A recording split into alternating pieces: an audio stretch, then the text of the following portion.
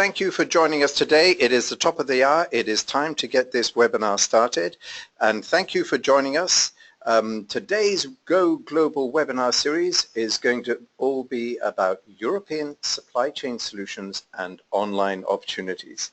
So today I have the huge pleasure of being here. Actually, I am in Miami today, and we are joined by IBT Online's Susanna Hardy, who is based in London, our Director of Client Services, and John Paul Olischlager, who is the Senior Manager of Supply Chain Solutions from the Holland International Distribution Council. Thank you to you both for joining us today, and I know it's going to be a truly useful and interesting webinar program. I've had the pleasure of seeing some of the preparation in the background here, so I know that there's a lot of information that John Paul and Susanna will be sharing with you. Before we kick off, I'm just going to take a few minutes to do a little bit of housekeeping. So please do know that this webinar is one of our Go Global webinar series. It's a series of webinars.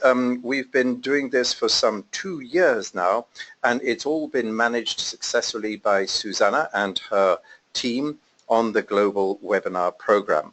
If you want to know more and see some of the webinars in the background there that have been past subjects, don't hesitate to go to www.ibt.onl/resources and webinars, and you'll see a whole host of subjects that we've covered in the past 2 years with many, many experts in various domains related to business internationalization and globalization.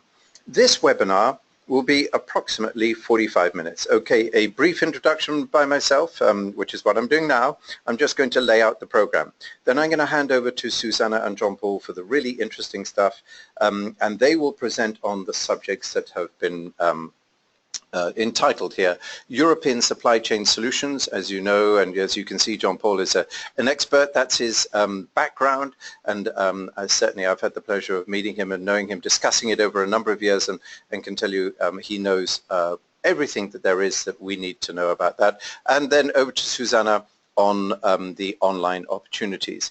For your information, there will be 5 polls during the webinar.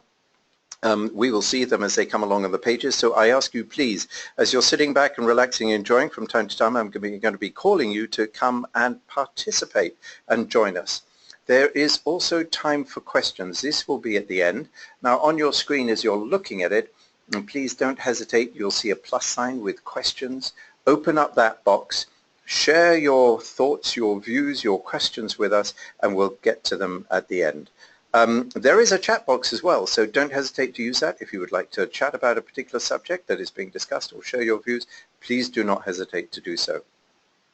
Also, at the end of this webinar, there will be a brief survey. This is going to be, I think today it's about 3 or 4 questions long, so we'd ask you please just to stay online a few moments longer to answer and respond in the survey. It helps us to serve you better. And finally, do know that tomorrow, thank you for registering, and you will be receiving a copy of this webinar, a recording of it. So you can sit back, you don't need to take notes. We'll do that for you, and we'll send you the recording tomorrow. So now let me take a moment or two to introduce Susanna. Ladies first, Susanna is our host presenter. Many of you probably know Susanna. Susanna has been hosting and running these webinars for a couple of years now, and Susanna is IBT Online's Director of Client Services. Susanna heads up our global operations, focusing on helping companies use the internet, and that's all about IBT Online's global range of services to help businesses internationalize. Susanna is pretty much an ultimate international, half German, half British. Educated and lived and worked in the US, that is over in New York, as well as in Europe, in Brussels, London and Paris. Susanna speaks German, English, Dutch and French, and so is in hot competition with John Paul at the number of languages that they speak. Susanna brings her expertise in international business and marketing to the online team, and she'll be sharing with us all sorts of excellent case studies related to this. So over to John Paul, based in Miami, where the weather is good, and it's a nice hot day over here today. John Paul is responsible for the Holland International Distribution Council's North and South American markets. John Paul has got years of experience in this. He has helped hundreds of US companies, both multinational companies and small mid-cap enterprises, setting up and warehousing distribution operations in the Netherlands, a great base to do business across Europe.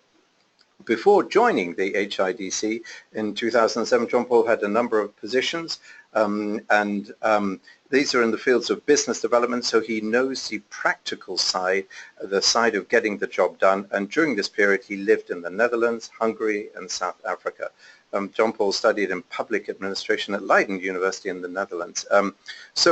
There we go. We have today the pleasure of two experts in the particular subjects that we're addressing. So I'm going to do 2 words on IBT Online as a company. So there you go, ibt.onl. That is a URL. IBT stands for International Business and Technologies. And that technology, it's all about how do you use today's online technologies to grow your sales, grow your brands internationally, and grow your business globally. IBT Online provides website localization and international online marketing services. So there you go. It's all about how to use the web and how to use the international online marketing tools in 2017 that can help you grow your business. Make the internet and make it work for you globally for your business. I jump now to HIDC. And HIDC is a private non-profit organization of 25 years of experience and a huge level of success. I think those of you in international business know the success of the Netherlands and how it has positioned itself so structurally and of such advantage to businesses as they seek to develop business across Europe.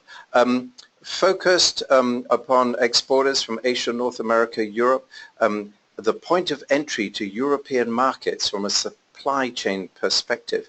Very strategic positioning and very, very capable people there to provide an advisory role, provide a logistics partner, and help companies understand what the Netherlands can do for their international and growing business. So there we go. There's a brief introduction to tell you that today we're very lucky between Susanna and John Paul, who will share their expertise with us on the program. And now I will hand over to Susanna for essentially, I think it's the table of contents next. Thank you very, very much, John. And thank you also for introducing me and having me here today. And welcome to everybody. It's great. We've got people from all over. Yes, we are going to talk, basically what we've done is discuss between John Paul and I how best to do this and structure it. And we thought we'd start off with talking about the different supply chain models that John Paul can talk through and how the HIDC works through as a gateway to Europe. And then he was going to drill down into a couple of the big problems that exporters typically find, particularly in Europe and actually in other countries too, but he's going to take very much European examples for that. On sort of VAT and import duties. And then I'm going to be really talking about some of the e-commerce choices that we see and how sort of case studies, how clients and how customers are currently looking at that and what companies are finding as solutions for international e-commerce. And then just a couple of examples of best practices. At the very end, we have reserved a bit of time for Q&A. So, just add to John's encouragement there to drop in some questions when you can. Before I hand over to John Paul, though, John Paul and I were talking, and it was funny because we'd both seen the same study, and we wanted to sort of bring this up as an introduction, really to sort of set the scene a little bit from our point of view, the digital point of view, the online point of view, but also from the supply chain and international trade point of view. So there's a lot of talk these days about the end of globalization and protectionism and fall in trade. And you simply, we're often struck by this because on the online side and on the supply chain side, we're not seeing that. What we see is double-digit growth in international e-commerce and double-digit growth in cross-border sales. So from our point of view, perhaps there's just a swing back into, or swing into this more online world, and finally in 2017 we're really starting to see this as being a core part of a lot of companies' strategies. So there's a graph there that just shows you some of the global flow of data and communication. This comes from a McKinsey report in February 2016. And the conclusion of that report was that digital flows have a bigger impact these days than the absolute level of GDP growth and trade in goods and services. So I think that's a quite noteworthy statement. And with that, I'd really just like to pass on to Jan-Paul to see if he can start his presentation and talk us a bit about some of the online, e-commerce solutions and supply chain models. Jan-Paul? Well, Susanna, thank you very much for the introduction. John, thank you for the introduction as well. Great to be here. Great to do this in collaboration with IBT. Indeed, based out of Miami, but working and representing Dutch logistics industry and focusing on North American, South American markets. John already gave a short introduction on HIDC. There's one thing I would like to add to this, and that is because we are funded by the Dutch government and the Dutch logistics industry, we are able to offer our services free of charge, what can be, of course, quite attractive. Because we're related to government, it's very important that we take a neutral position. So we are always able to give neutral feedback, neutral advice, and we will never lead you to a specific company or to a specific solution. So that's for a short introduction. If we look at the companies we're in touch with at HIDC, we see that they're all, the majority of them are startup operations, so they are entering the European market for the first time. They do have some sales, but they're growing companies. Of course, we're also in touch with the multinationals, but to be honest, they know their ways around most of the times. So they do reach out to us, but the majority of the companies we're in touch with are small, medium-sized companies. If we look at the supply chains that the companies that we're in touch with have, where they come from and where they want to go to, we see that there's kind of a development. We see that a lot of companies, they start doing deliveries out of the United States, but it could also be Asia or India or whatever. And that's basically a drop shipment kind of base. The customer orders something and it's shipped either by UPS, FedEx, DHL, or maybe in container business or air freight in different transportation modes. It's all without having any presence in Europe. It's direct shipments. This brings some disadvantages. Shipping costs are relatively high. There's challenges related to payments of duties and V80. If you're in the e-commerce business, return shipments can be a hassle. So a lot of companies are like struggling to find a way, to improve the supply chain. And one of the first options then is that you try to consolidate shipments that you send into Europe. You use a gateway, so you send everything to one port or one airport, and from there you start delivering to your customers. You don't have a warehouse in place yet, but still you try to consolidate shipments because that brings potentially cost savings. It also gives you the first options to optimize your financial part, your customs, your duties, but it's still a relatively simple setup, and on the long term also not the most sustainable. So in the end, companies, and that's both in a business-to-business environment, but also for sure in a business consumer and e-commerce operation, we see that typically setting up what we call a European distribution center, so a central location from where you ship the products to your end users, can be beneficial. It would most likely lower your overall supply chain costs. It brings you options to optimize your customs and duty structure.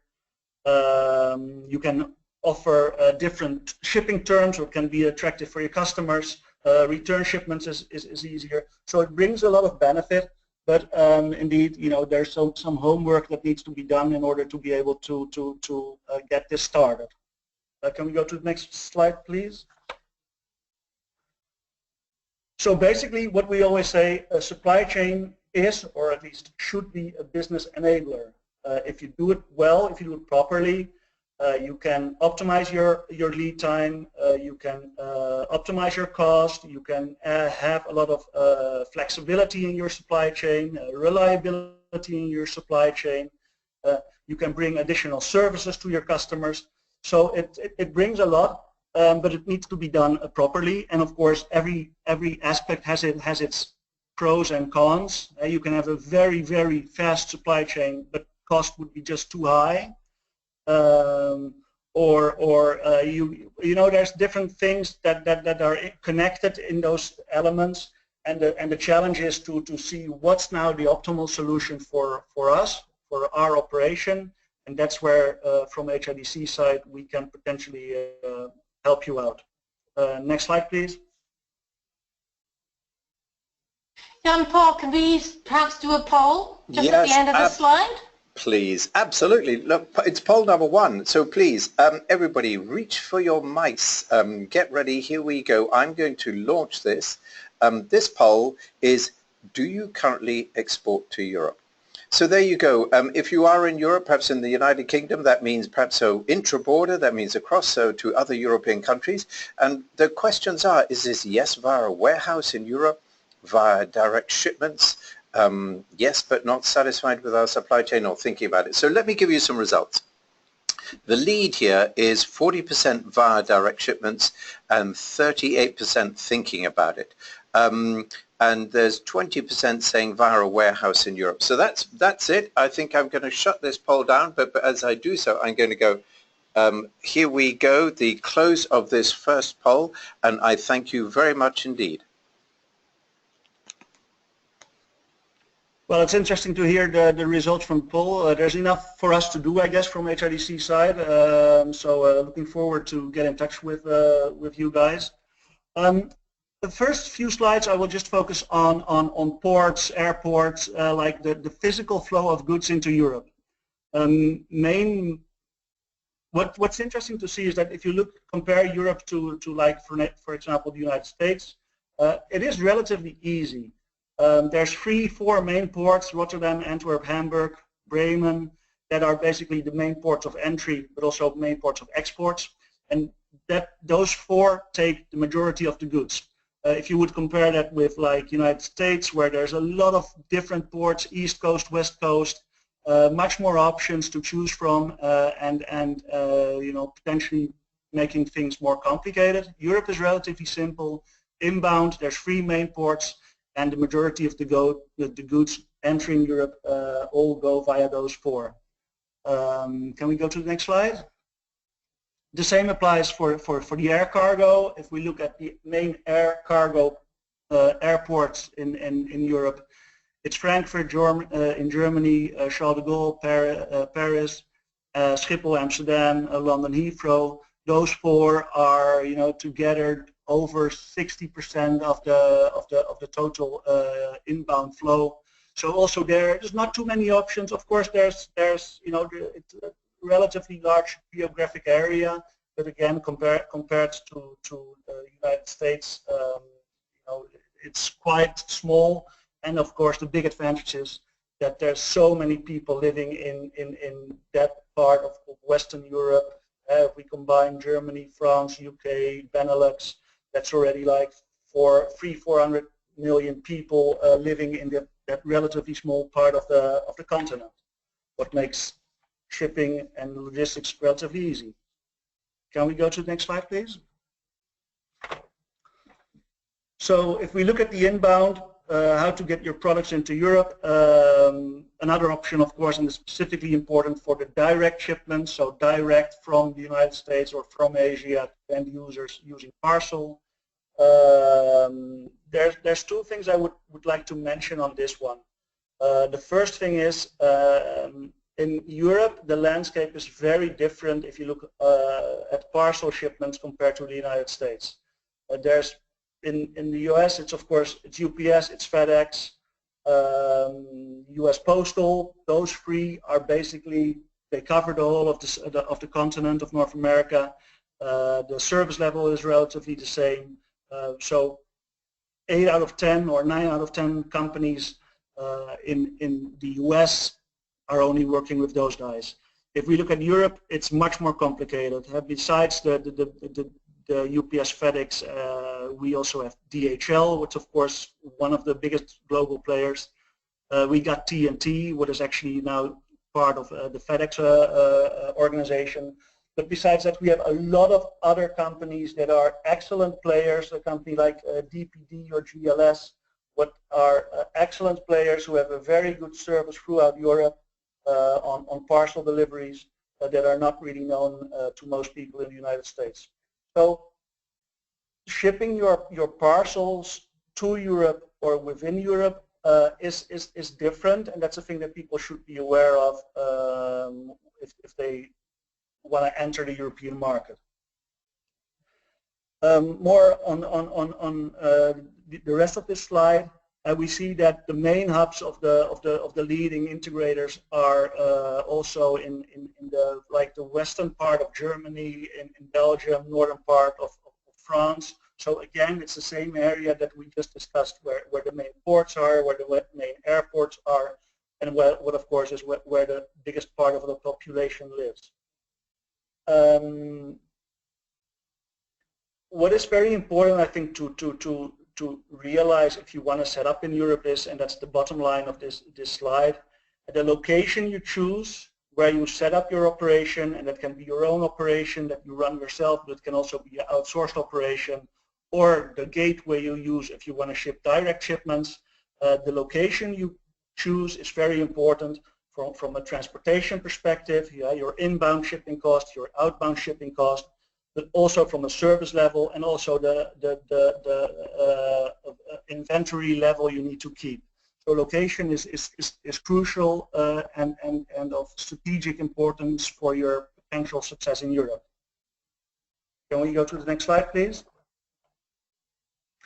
So now we skip from moving the products, from storing the products, adding value to the products, and delivering your products to your customers, and that can be e-commerce operation, so B2C, but it can also be a business-to-business operation. This slide basically shows you the concentration of warehousing and distribution activities in Europe. And what's important to realize is that if we look at the concentrations in, for example, in Spain or in France or in Eastern Europe, the roles that those operations have are a bit different compared to the roles that the warehouses and distributions have in the supply chain in the Netherlands, Belgium, and the western part of Germany. A lot of the warehousing in the Rhine Delta area, Netherlands, Belgium, Germany, that's European distribution centers, and that's of course what we are discussing today. That are warehouses that are used to store products and to deliver products to customers throughout Europe. If we look at all or a big majority of the warehousing in Eastern Europe is much more related to manufacturing. There's of course a lot of car manufacturing, there's white goods, brown goods, electronics, whatever taking place in Eastern Europe. And part of the warehousing activity in that part of the continent is much more related to the manufacturing side and not really to the distribution side. Same applies for well, it's not the same, but in Madrid, for example, that's much more a local market. Spain is, for some products, it can be a bit far to deliver the products out of the Benelux. That's more a local market, and not that much activity taking place in Spain for delivery to end users throughout Europe. So the objective of the webinar today is to speak on the European distribution side, as European distribution part, and that the concentration is really in the Benelux countries and the western part of Germany. Next slide, please. This is specifically a slide for B2C operations in Europe, and it's related to lead times. In the United States, people are and that's also because of the three main carriers taking all parcel and the fact that there's no boundaries and whatever. The service level for parcel distribution in the United States is more or less the same throughout the country. Of course, in the big cities, there's same-day deliveries and this kind of stuff. But generally, it's more or less the same. In Europe, there's still quite some differences, and we see that the Netherlands, is really, because it's a small country, but also because of the level of supply chain and warehousing and distribution activities. We're very much used to a one-day or a next-day delivery or a two-day delivery, and most other countries are much more, comfortable with a 3 to 5 day delivery scheme. So if you want to set up, that's also a thing you should consider, because if you want to work out of one location, that really makes Netherlands quite a unique location, because of course you can serve your customers in the Netherlands easy out of the Netherlands, but at the same time we're right in the middle of United Kingdom, Germany, France, what are of course the main consumer markets, but on a lead time level, their expectations are a bit more tolerant. So you can optimize your delivery time by choosing the location, and that can be beneficial from a supply chain perspective. So that's an interesting slide from that perspective, I guess. Thank you. For the next slide, few slides on import duties and VAT. What's important to know, and it's quite complicated, so I don't want to spend too much time on it. Import duties, that is basically harmonized throughout Europe. So it doesn't matter if you're in Germany or France or whichever country, the import duties are the same, and also so the amount of the percentage is the same, but also how it's handled. It's a European harmonized procedure. The rates are the same, and everything is quite standardized. VAT, the American sales tax, is kind of similar. That's where the harmonization of the EU is still not really in place. So countries are able to find different ways they can decide on their own what the rates are. But they also can be flexible on the handling of VAT. So that's an important thing to realize. Duties, pan-European, VAT, more flexible. If we look at import duties, there's one thing that always crosses the mind, and it's also always part of the discussion if we speak to companies, and that is bonded warehousing. What basically means that you put your product in a warehouse out of customs authority. It is in the system, so customs is aware that the product is in the country, but it did not enter the EU or the Netherlands. What of course brings advantages on duty payment and postponement of duty payment and those kind of things. The VAT, and that's even more interesting. What I mentioned, countries are able to like fine-tune things and to have their own way to work around it, and that's where the Netherlands and Belgium, because we are of course trading countries by nature, we really were able to set up a structure that is more attractive to company to avoid VAT payment at import, but in some cases to avoid VAT payment at all, because of the VAT deferment license, as it's called. Now, I don't want to go to that in too much details, and of course there is some paperwork involved to get this organized, but the combination of import duties, VAT deferment is really interesting and potential a cost saver. So a thing that companies should really take note of, and that's a thing that would be needed to be discussed in a separate discussion or in a one-on-one discussion with companies to really go into more depth. Next slide, please. So another slide on VAT. Actually, there's two more coming. This one is for companies who would have their warehouse in Europe and who are doing cross-border sales. The European Commission saw that this was growing and growing, and a lot of new companies were entering the market, and it's also a lot of small companies, and that was really a big issue, like VAT, the treatment of VAT for all those small companies. There was a problem for the companies themselves to get compliant with the regulations. It was also a big issue for the customs authorities because there were just too many transactions taking place and too many mistakes were made. So they said, okay, we need to find a way to make it easier, to make access to the EU easier, and that's when they came up with the thresholds. So basically this means that if your sales in a particular country are below the threshold, and most of them are 35,000 euro, what's of course, you know, a relatively small amount, but still, you know, if you're a startup, it can be quite nice. Germany, Luxembourg, and the Netherlands are at 100,000 level. In this slide, it still says that France also has the 100,000, but they actually changed their rules, and it's now to 35,000. But basically, it means that you can start doing your business without having too many hassles on payment of VAT and this kind of things. Once you exceed the threshold, then you need to get things organized and you need to register for VAT purposes and this kind of things. But there's companies, of course, that are more than willing to assist you to figure it out and to also assist you with setting up the right structure and to make sure that you're compliant. Next slide, please. So final slide on VAT. What we were discussing is the direct deliveries, so shipping direct from the US or China or whatever country into Europe to your end users in a B2C environment.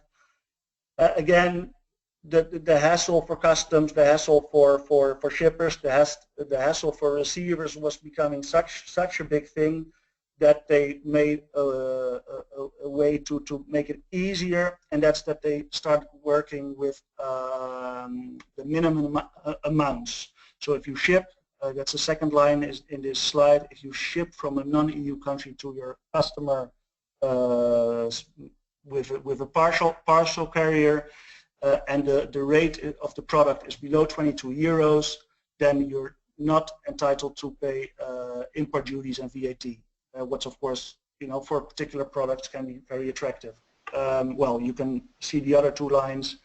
Again, it's there to make life easier. At the same time, yeah, you need to be aware of this, and you need to do it properly in order to be sure that you're compliant and that you don't get issues yourself as a shipper, as a manufacturer.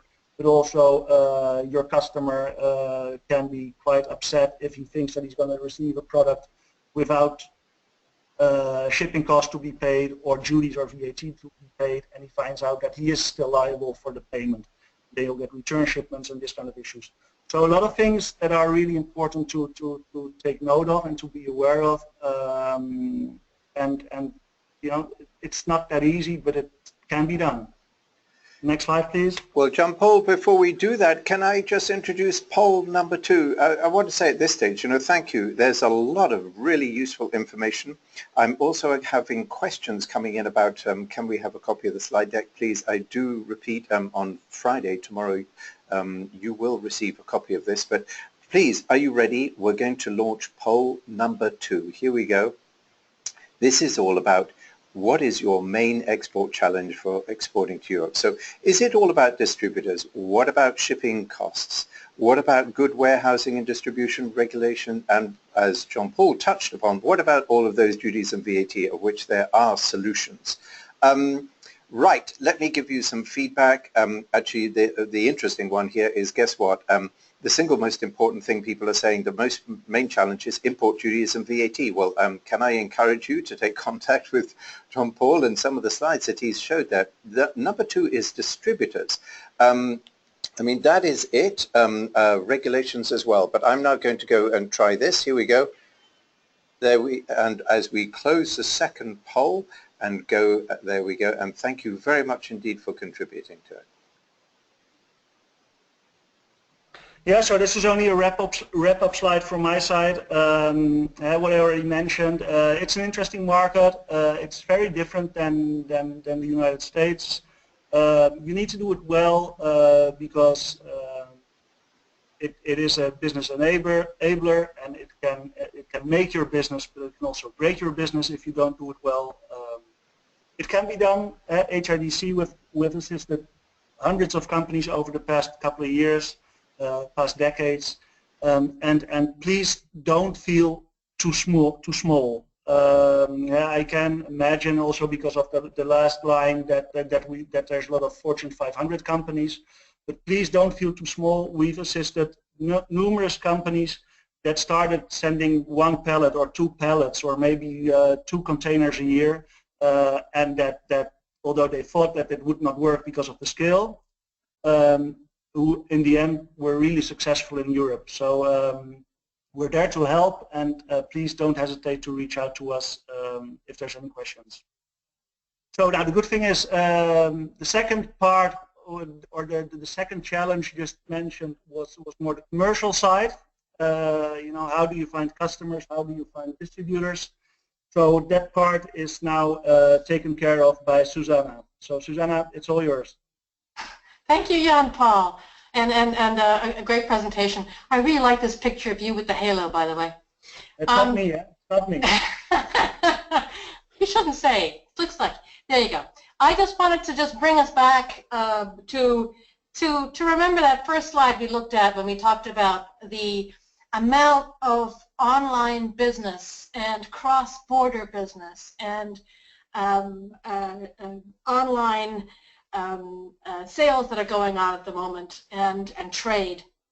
Now again, the top picture is again from this McKinsey report, which I recommend, and it just sort of says a very similar sort of thing about sort of, you know, the level of cross-border bandwidths which has increased. And you'll note that the largest single pipe is between the United States and Europe, but equally also, I mean, very large ones throughout the U.S. and South America and into Asia. The table on the bottom, and you know, everyone tells me there's way too much information on this slide, but you've got the slide deck. The table on the bottom just really brings out the global retail e-commerce index, which shows, you know, the countries in terms of size of e-commerce markets and their sort of ranking, and a sort of rough growth about a rough estimate of growth. So you can see, you know, the continued growth rates that you're having in these countries. You know, France, for example, reached 70 billion euros worth of online sales in 2016. Germany was just over 100 billion for 2016. What's actually, I think, really interesting as well is the level of cross-border, which means, you know, people from Germany looking at a US site, people from Romania looking at a British site.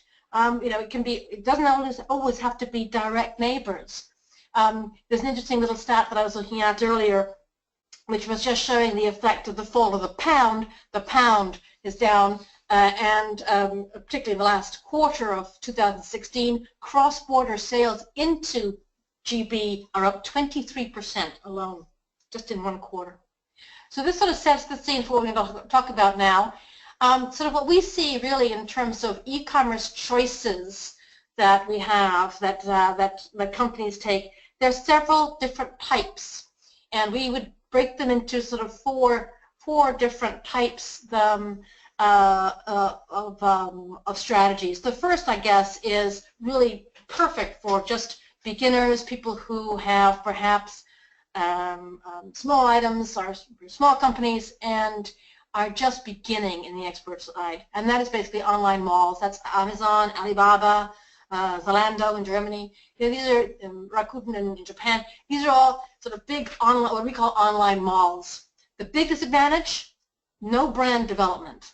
That's the big single disadvantage. You don't have control of things, and there's no long-term investment in your brand. The next thing we see is people putting in DIY plugins, what we call plugins to software plugins, and there's a lot of these now.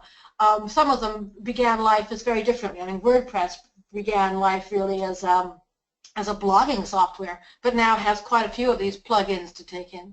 Again, there are some advantages, some major disadvantages with this. If you are going down that route, make sure that they are multilingual. Make sure that they have international embedded into them right from the start. Not all of them do.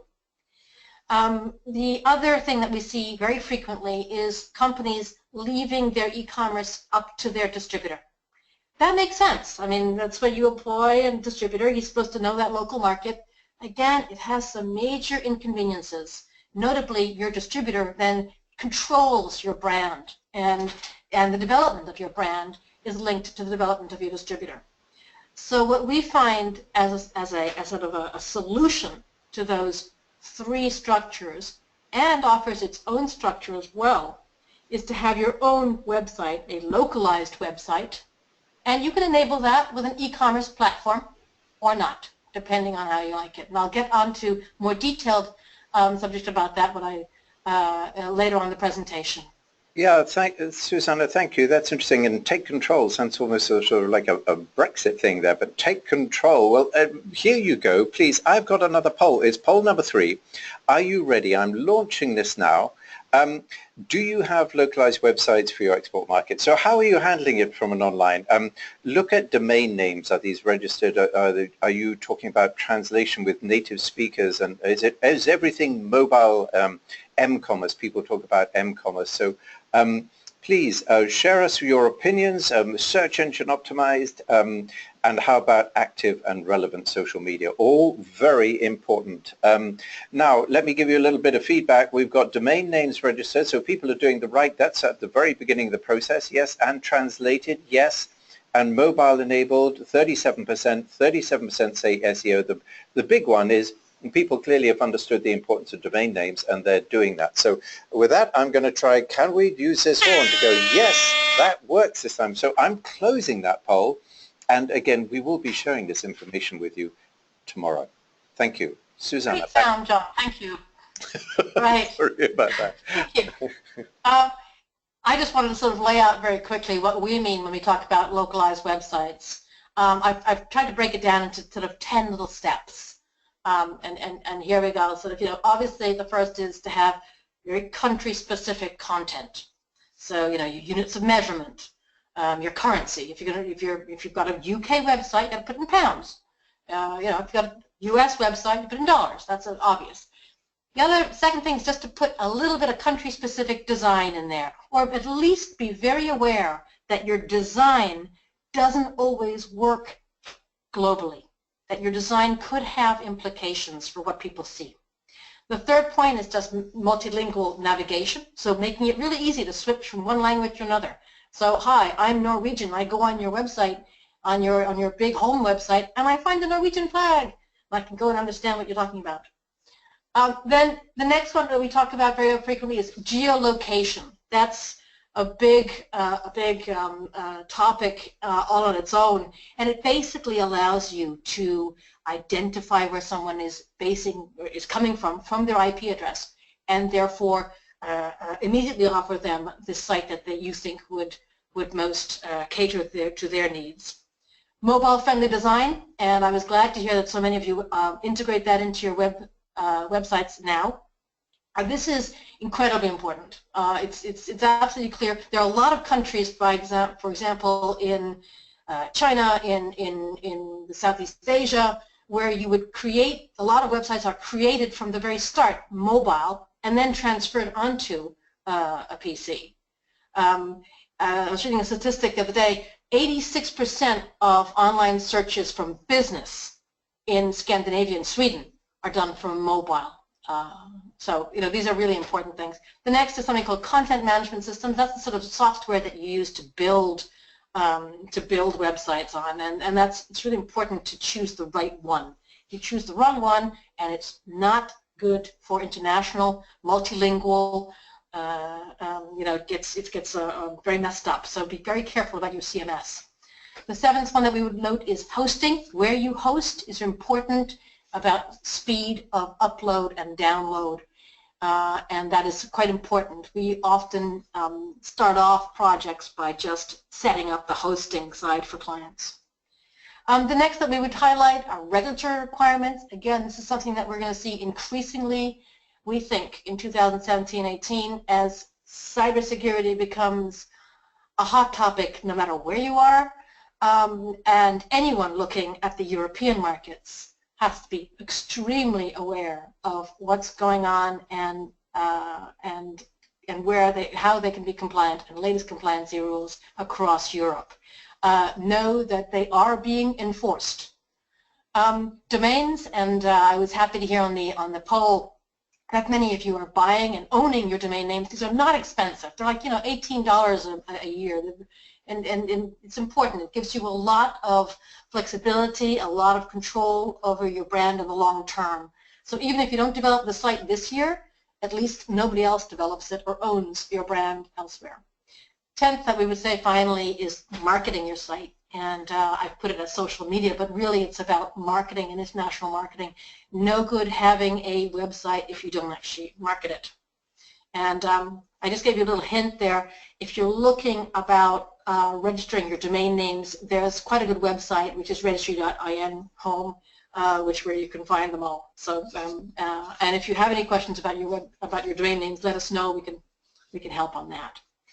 There's a couple of things I wanted to mention just very quickly also about prerequisites for international digital marketing. And what do we mean by this? As I said, it's no good just having, building these fantastic websites to interact into your export markets and penetrate your export markets if you're not really using them. You're sort of like build a Ferrari and then put it in the garage. So what we do from the start is saying, what is the strategy going forward for that website to be used? Who's going to be using it? Have you got the right calls to actions? Because the calls to actions allow you to build your databases. How are you going to be locally responsive? If someone does put in an order, who's answering that order and in what language? So it's very important to have that right from the very start when you're looking at your strategies in terms of international digital marketing. We have done a whole webinar just on this subject. So again, I've packed it into one slide just in terms of bullet points, but this is a whole different subject and worthy of its own. So, John, do you have a poll here? Yes, indeed I do. Look, Susanna, thank you. A lot of information there and absolutely increasingly relevant in this incredibly competitive world. And I guess that's the subject of poll number 4, which I'm launching now. Please, here you go. In this competitive world, how do you market internationally? Now, trade shows, we know it always still strong. Online and social media, paid advertising through distributors and manufacturers, reps, or visiting prospective international customers, and probably all of them together.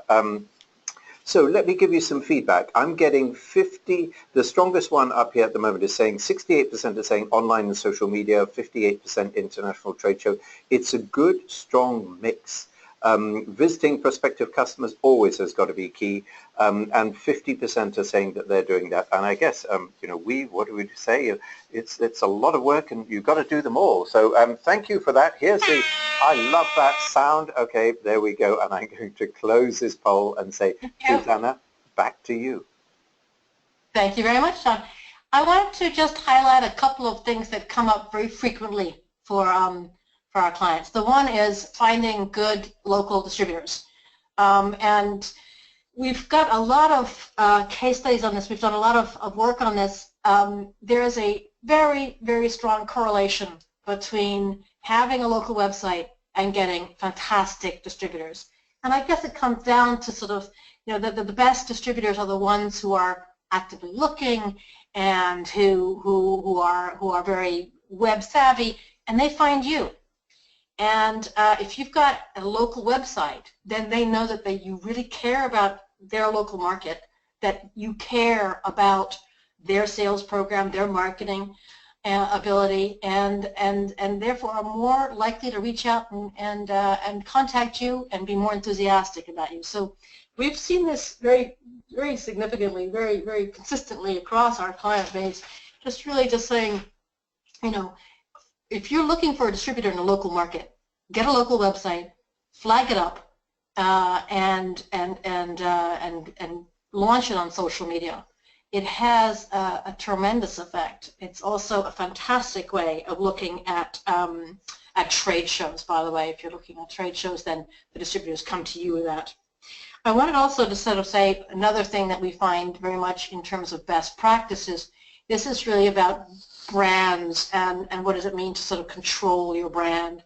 And again, I guess when you're starting out in export, you're so excited to find a good distributor, and then you say, yeah, they're fantastic. This distributor is going to do all our marketing in there, and you know. But after a while, you wonder whether this is always a happy relationship, and sometimes it is not, because perhaps it's great for your distributor and your distributor's brand, but it might not be the best thing for your brand, and your distributor sometimes, you know, the points of interest can sometimes diverge, shall we say.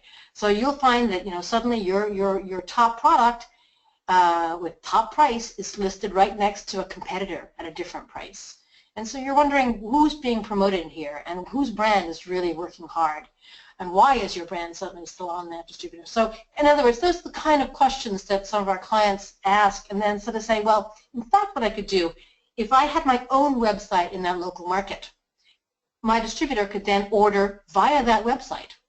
My distributor then has to use my marketing, my website, my brand develops, not his development. So that's really what we mean by sort of controlling your brand. It's controlling the URL, the domain name, but also what goes on it, how it's perceived, and that becomes increasingly important as your exports grow and you begin to find yourself a very, you know, international company like that. So this is something that we find, again, is one of the major sort of drivers for our companies. So that's about all the time. I have one more, I guess, which is just, here we go. I thought I'd just add this in terms of localized websites. We were just thinking the best thing about localized websites is just that you are present. It's the single most important attribute, is you need to be where your clients are. You need to be present, and you need to be there and active and visible. So there you go. I think it's Woody Allen said it all. So certainly, Susanna, that is great, and it certainly is worth a poll on this one. I know the international chambers are saying online is the #1 marketing and sales tool for companies as they go internationally. So what does Woody Allen say? Trailblazer for website localized? I wonder what he will say. I'm launching the poll, please. Here you go. Give us your opinion. Is it absolutely or is it yes? What's your view? I'm enchanted to say 78%, 85% are saying absolutely. So Susanna, you're a winner. There you go. I'm going to close. That's our last poll. And thank you very much. Thank you. Thank you very much, John. I just wanted to highlight that we do have some more webinars coming up, as well as a lot of information that you can download from our website.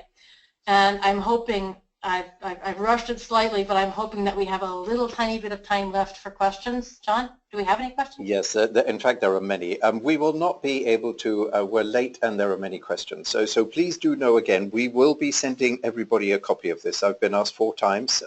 So we will be sending you a copy of this tomorrow. Watch out in your inbox through email, you'll have it. I'm going to take a question. There's a guy called Jim here and he's in Michigan. He says, can we use a warehouse in the Netherlands in order to deliver our products to Amazon distribution centers in Europe? Jan Paul, can you give us a top chrono, 15, 20 seconds on that, please? Well, the short answer is yes, that's possible. And we see it quite often, specifically in companies who want to use, like, you know, Amazon, but also have their own websites, or maybe also have a B2B option. if they want to use like all different options, then yeah, it's possible and quite often done as well. Thank you for that, Susanna. I'm going to jump to you. A quick one. This is Germany. I export to Germany already. Do I really need a local German website? What's your view? I think the simple answer is yes. Germany is, after all, the fourth largest economy in the world. It's interesting as well. The population of Germany is like 80 million, but if you take it's German speakers, and that's Austria, part of Switzerland, a lot of and the very porous borders they have with the Czech Republic, with Poland, Denmark, the Netherlands. You're easily reaching 100 million people. So and it is the world's biggest exporter if you look in terms of size of in terms of population. So it's a major market and a very important market. It's one of the ones that most of our clients look at first in Europe. I'd say most of our clients go for UK, Germany, France, and then as a second tier they'll go sort of Italy, Spain, and sorry, Jan-Paul, further down the tier they'll go to the Netherlands. I would just add one last thing on this. It's interesting that you mentioned Germany. I had a German client earlier this week, and he was saying, well, I'm exporting a little bit to the US, and I'm thinking about a US website. There wasn't a question of whether he should have a website or not dedicated to the US. It was so obvious. So I guess turning it around, for us it's absolutely obvious that if you have strong ambitions in an export market, you need to have the tools to sell into that export market. And the best tool is online. Yeah, Susanna, thank you very much for that. And jumping back to John Paul, here we go, and this is a sort of Brexit one. So they're saying here, a considerable part of our customers are based in the UK, so we actually intended to set up a warehouse in the UK. What about Brexit? We're not sure. Right, good luck, John Paul. Brexit, what do we do? Well, let me first get back to what Susanna just said, that a lot of companies want to set up in Germany, France, UK, Spain, whatever, and then apologized in my direction, sorry, not the Netherlands. From a supply chain perspective, I don't really care where they start, but still, it might make sense to start up your supply chain in the Netherlands, because that's basically the point I wanted to make in the presentation. Well, to get back on Brexit, of course, if 80% of your customers are in the UK, it really makes sense to have your operation there, your warehousing and distribution. And actually, even if we forget about Brexit, because we're not sure what's going to happen in the short term or the longer term as well, and that's also the point I just made, it is very well possible to serve your customers in the UK out of the Netherlands, and at the same time serve your customers in most of the other countries in Europe. So from a supply chain perspective, Brexit isn't that interesting, I guess, because yeah, the Netherlands is there, Belgium is there, and it makes sense to set up your European distribution center on the mainland side. Yeah, John Paul, I think that a lot actually goes unchanged, but a huge subject for debate. As we move on quickly, one more question each. Then, Susanna, how about this? If I want to do e-commerce in Europe, which markets do I start with? Well, perhaps, I don't know if you've answered that, but there you go, e-commerce. Where do I start? Well, I think, again, we would look at your existing sales and where you have your own priorities. I would join with Jan Paul and say, look at the Netherlands for a supply chain, no matter where you go. The largest market actually for e-commerce is the UK. Second is Germany. Third is France. And then Spain, actually. But in terms of potential continued growth, I would say Germany has still more upside than the UK in terms of spending. And is growing at a slightly higher rate. But it really depends also on the type of industry that you're in and how you want to structure it. And from the supply chain side, and, talk to Jan-Paul about that, but also on in terms of like your vertical sector and how you want to integrate distributors. But the most important point is prioritize your markets first. See which ones have the biggest reward, lowest risk for you at the start, and start from there. Thank you.